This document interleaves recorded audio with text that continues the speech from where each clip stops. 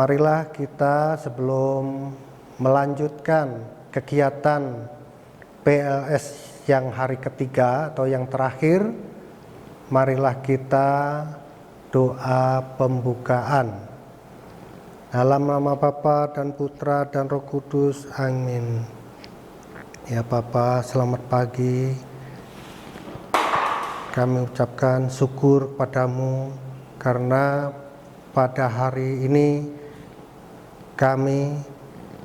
Engkau beri hidup dan sehat. Kami hari ini mau melanjutkan kegiatan yang terakhir ini, ya Bapa. Berkatilah agar kami sehat, tidak ada suatu apapun, semua ini berkat-Mu. Akhir kata ya Bapa, terima kasih. Terima kasih. Berkat-Mu selalu. Semua ini kuserahkan kepadamu, Tuhan kami Yesus Kristus, Juru Selamat kami. Amin. Dalam nama Bapa dan Putra dan Roh Kudus. Amin.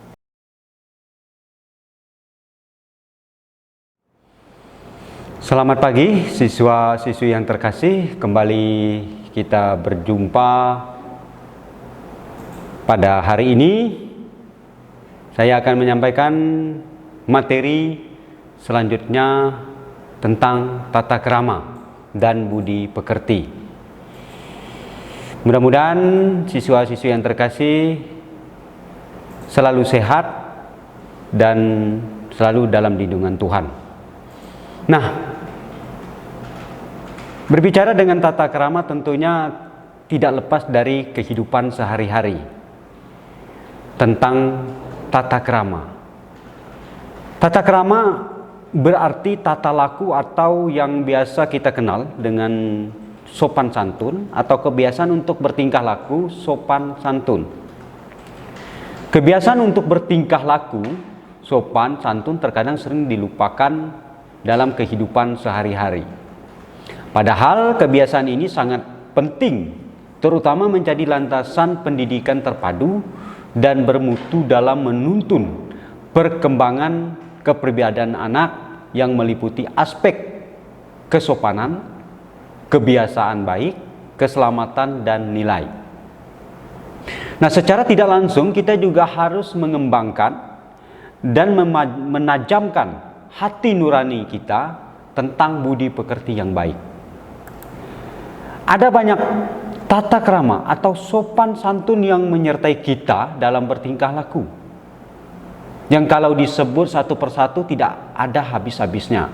Namun kita akan mengenal tata krama atau sopan santun tersebut dalam beberapa kelompok sesuai dengan situasi masing-masing, yang pada akhirnya tata krama atau sopan santun ini menjadi landasan bagi sekolah untuk memberikan penilaian-penilaian kepada siswa, yaitu penilaian pada budi pekerti siswa. Apa dan di mana tata krama dapat kita terapkan? Tentunya tata krama atau sopan santun di rumah. Rumah adalah tempat pertama bagi kita untuk mendapatkan pengenalan tentang tata krama atau sopan santun. Siapa saja yang memberikan jawabannya? Adalah orang tua kita sendiri. Tata krama atau sopan santun yang diterima dan kita terapkan di rumah, di antaranya adalah salah satunya mengucapkan selamat pagi kepada setiap orang pada saat bangun pagi. Selalu rapi dan bersih saat berada di meja makan. Tidak menyetel musik terlalu keras sehingga mengganggu orang lain. Mintalah izin jika ingin mengubah channel TV saat menonton TV dengan orang lain. Selalu memberikan salam kepada orang tua, tamu yang berkunjung ke rumah. Selalu mengatakan terima kasih saat seseorang memberi hadiah. Selalu mengunyah makanan dengan mulut tertutup. Jangan menjela pembicaraan pada saat orang lain berbicara. Mintalah izin saat kamu hendak meminjam barang milik kakak, adik, orang tuamu. Dan selalu menawarkan bantuan bagi orang lain yang memerlukan pertolongan. Nah, itulah beberapa tata krama atau sopan santun yang dapat kita terapkan di rumah. Tentunya masih banyak lagi tata krama atau sopan santun yang lainnya. Selain contoh-contoh tersebut di atas, tata krama atau sopan santun di lingkungan tempat kita berada saat ini. Ada banyak tata krama atau sopan santun yang dapat kita terapkan sesuai dengan tempat kita berada saat itu. Misalnya, berada di kendaraan umum, oplet, bus. Katakan permisi jika kita ingin duduk. Jangan mengeluarkan kata-kata kasar dan kotor. Mempersilahkan penumpang saat ingin duduk atau keluar, turun naik terlebih dahulu pada yang lebih tua atau sakit untuk duduk. Duduklah dengan rapi atau baik. Nah, jawaban pertanyaan-pertanyaan yang ada di atas tentunya itu menggambarkan orang yang mempunyai tata krama yang baik. Nah, kita dapat menerapkannya banyak tata krama atau sopan santun pada tempat di mana kita berada, seperti di rumah sakit, di pasar, di jalan, di pusat perbelanjaan, dan lain-lain. Coba kamu temukan tata krama yang dapat kamu terapkan di salah satu tempat. Tata krama atau sopan santun di sekolah, kelakuan, ucapkanlah salam apabila kamu berpapasan dengan guru. Jangan bersikap kasar terhadap guru dan teman. Jangan berteriak-teriak jika berbicara. Berilah bantuan pada guru dan teman yang memerlukan bantuanmu. Tidak merokok atau tidak membawa narkoba ke sekolah. Berikan pujian atau ucapan selamat pada teman yang berprestasi. Menjaga keutuhan barang-barang milik sekolah, jangan merusak, mencoret-coret atau menghilangkannya. Kerajinan selalu mengikuti jam pelajaran, aktif dalam tugas piket, aktif dalam kegiatan ekstrakurikuler, selalu tepat waktu dalam memenuhi sekolah. Kerapian, mengenakan pakaian seragam dengan rapi, termasuk atributnya seperti topi, dasi, dan lain-lain. Menjaga kebersihan diri seperti rambut, kuku, dan kaos kaki. Rapi dalam mengerjakan tugas-tugas sekolah. Nah, tata krama bagian dari hidup kita atau dari hidupku. Setelah kita mengetahui ada banyak tata krama, maka kita secara sadar dan bertanggung jawab menyatakan bahwa tata krama harus bisa menjadi bagian dari hidup kita. Sebab tata krama memberikan dampak yang besar dalam kehidupan kita sehari-hari. Diterima atau tidaknya kita dalam lingkungan kita, salah satunya adalah penilaian orang lain terhadap tata krama yang kita miliki. Nah, anak-anakku yang terkasih, mari kita mengembangkan tata krama yang sudah ada dalam diri kita masing-masing ke arah yang lebih baik lagi. Siswa-siswi yang terkasih, ini yang bisa Bapak sampaikan, yang bisa Bapak berikan kepada kalian. Semoga di dalam situasi ini kita tidak bisa bertatap muka secara langsung, tetapi dengan materi-materi yang bisa kalian lihat, tentunya bisa bermanfaat, bisa berguna untuk kehidupan kita sehari-hari. Ini saja yang bisa Bapak sampaikan. Atas perhatiannya Bapak ucapkan terima kasih. Semoga kita semua dalam keadaan sehat selalu. Amin.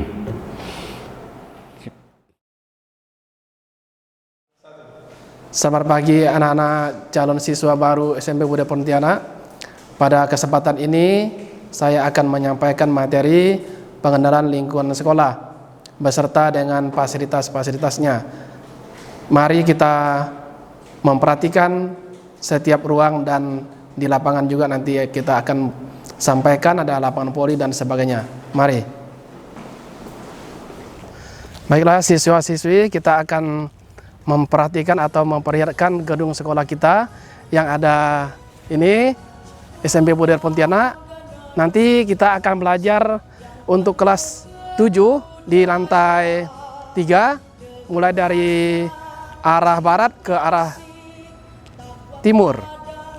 Kemudian nanti di lantai 2 ada ruang guru, ruang BP, ruang kelas 9A sampai 9F dan G, kemudian kelas 8A, B, dan C.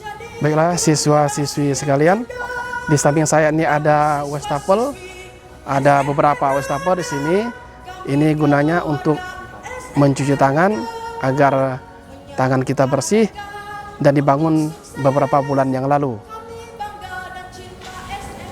Ini contohnya untuk membersihkan tangan kita agar pada saat proses pembelajaran kita nanti selalu bersih.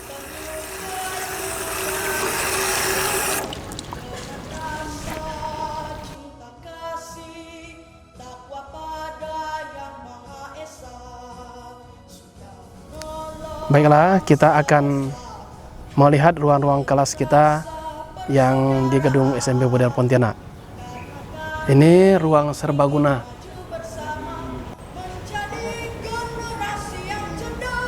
Yang ini ruang gudang.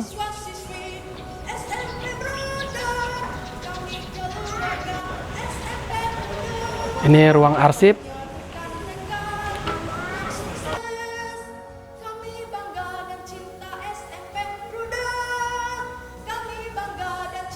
Baiklah, ini lantai 2. Di lantai 2 ini ada sebagian kelas 8 dan seluruh kelas 9.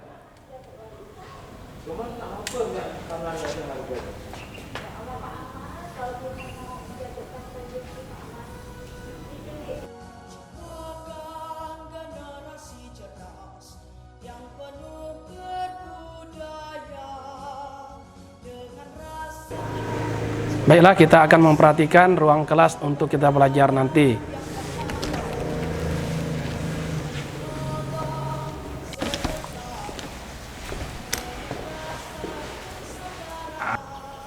Ini situasi kelas 8, bisa diperhatikan dalam ruangan ini.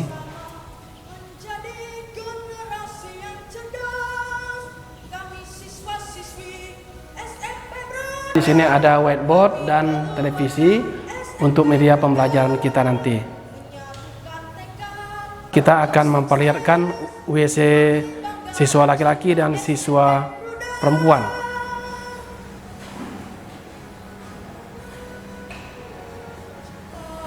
Baiklah, kita perhatikan suasana di ruang WC.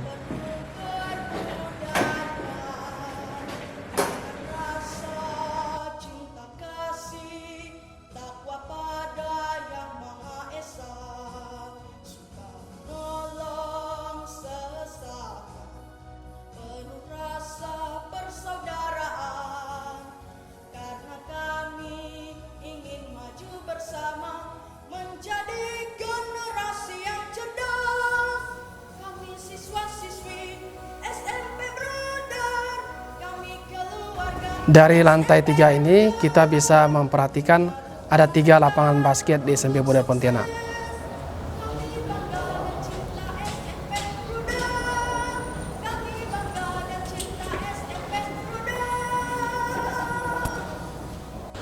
Selain lapangan basket, kita juga memiliki 3 lapangan voli. Coba perhatikan di bawah sana.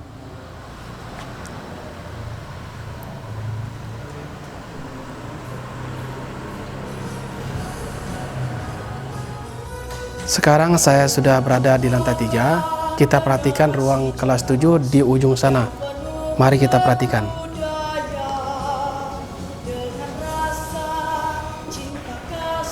Ini kelas 7A.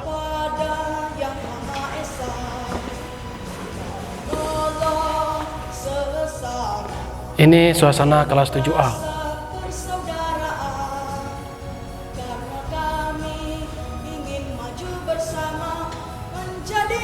Ini kelas 7B.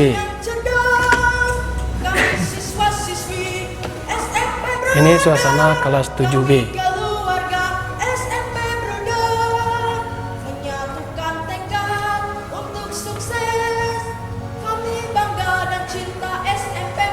Ini kelas 7C.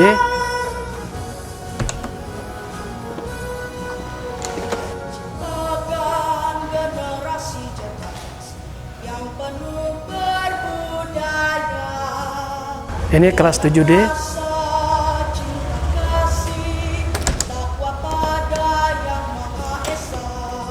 Inilah suasana kelas 7D.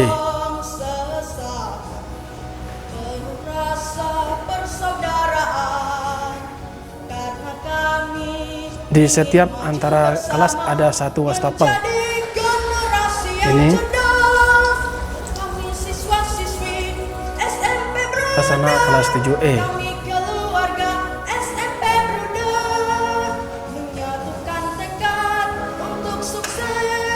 Ini ruang 7F.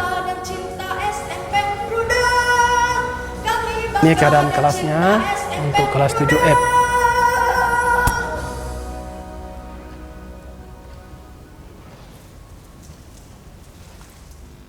Inilah suasana perpustakaan SMP Bodor Pontianak, dan bisa dilihat kalau di situ masih ada banyak kantong plastik dan sebagainya, itu karena kakak kelas kalian mengembalikan buku pada tahun yang lalu.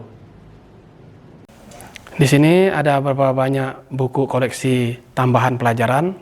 Kalian bisa pergi perpustakaan pada waktu istirahat dan sebagainya. Dan suasana di ruang perpustakaan ini cukup bersih dan ber-AC.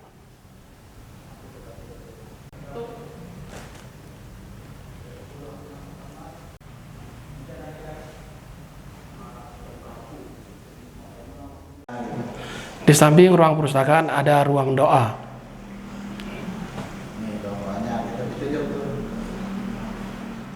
Ruang guru terdapat di lantai 2 di bawah perpustakaan tadi. Ini suasana ruang gurunya.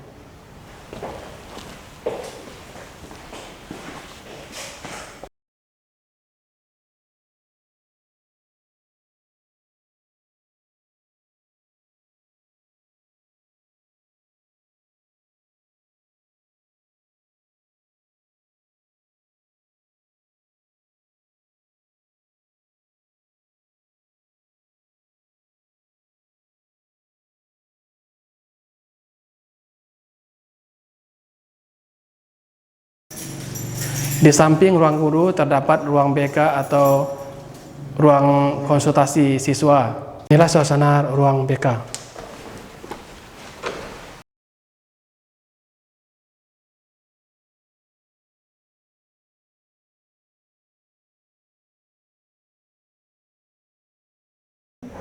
Ini rencana untuk ruang musik kita.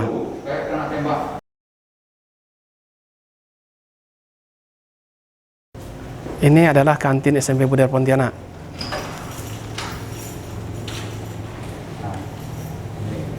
Ini lab IPA. Mari kita perhatikan suasana di dalam labnya.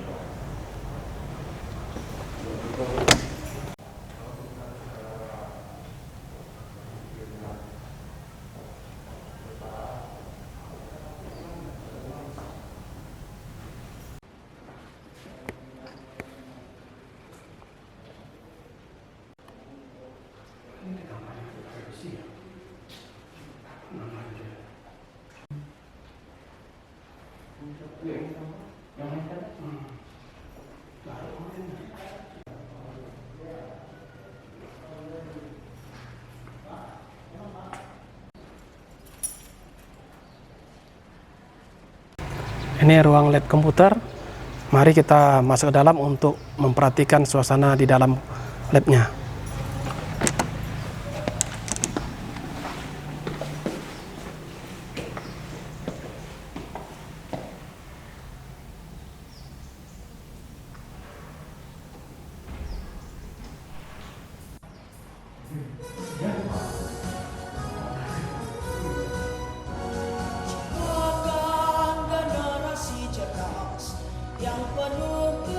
Ini ruang lab bahasa. Mari kita perhatikan ke dalam untuk melihat suasana di ruang lab.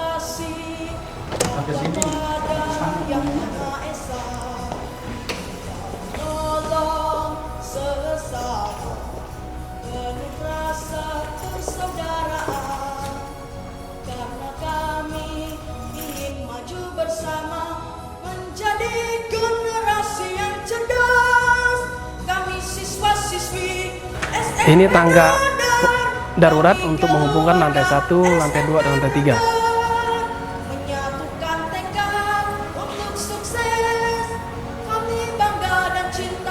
Ini loket pembayaran SPP.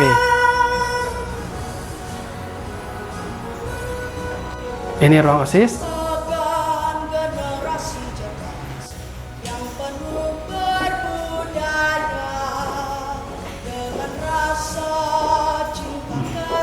Ini ruang OKS, mari kita perhatikan suasana di dalamnya.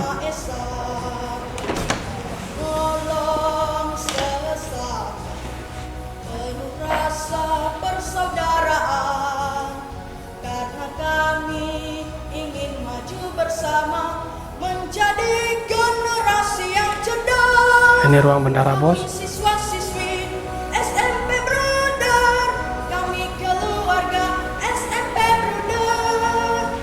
Ini ruang TO atau tata usaha.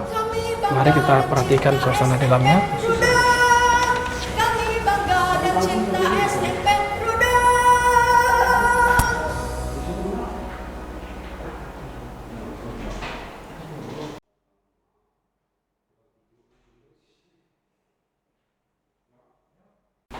Ini ruang kepala sekolah. Mari kita perhatikan suasana dalamnya.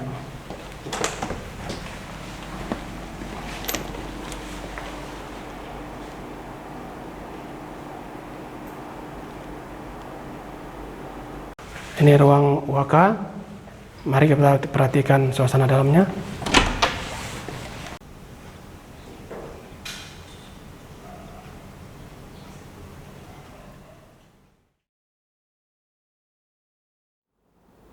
Demikianlah kegiatan masa pengenalan lingkungan sekolah untuk calon siswa-siswi baru kelas 7 tahun pelajaran 2020-2021.